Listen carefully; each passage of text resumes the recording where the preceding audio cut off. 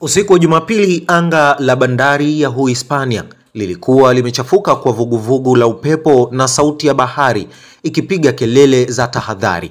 Wakati huo huo, chini ya nuru hafifu ya taa za bandari, meli kubwa ya kivita ya Marekani USS Gravel ilijitokeza kama kivuli cha chuma kinachong'aa juu ya maji, ikiwasha taa zake kama jicho la joka lililotazama upande wa Venezuela.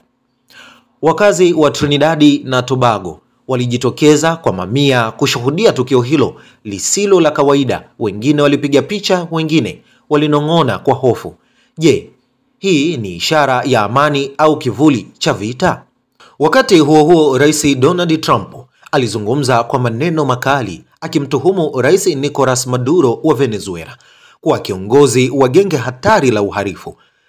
Maduro akiwa Karakasi alijibu akisema Marekani inataka kuanzisha vita vya milele. Maneno yake yalilindima kama ngurumo kwenye mlima ya Andes, yakituma ujumbe mzito kwa majirani wote wa ukanda huo.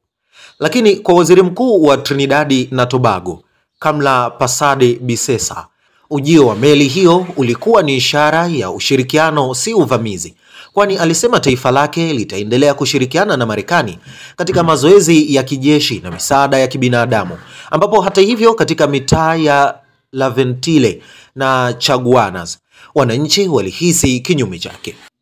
Kiongozi wa harakati za kijamii David Abdullah alisimama mbele ya ubalozi wa Marekani akiwa na mabango na wananchi waliovaa fulana zenye maandishi "Bahari yetu si uwanja wa vita".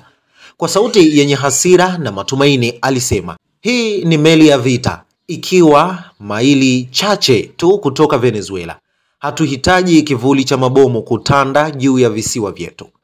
Siku hizo hizo, ubalozi wa Marekani ulitoa onyo kwa raia wake kuepuka maeneo ya serikali. Kufuatia tishio lisiloelezwa wazi, maneno hayo yalienea haraka kwenye mitandao ya kijamii, yakichochea hofu, uvumi na vicheko vya kejeli. Katika bandari, askari wa Marekani walishuka taratibu wakibeba silaha zilizong'aa chini ya jua la kitropiki. Watoto waliowatazama kutoka mbali walishangaa kama wale ni mashujaa au vivuli vya zama mpya za ukoloni wa kisasa.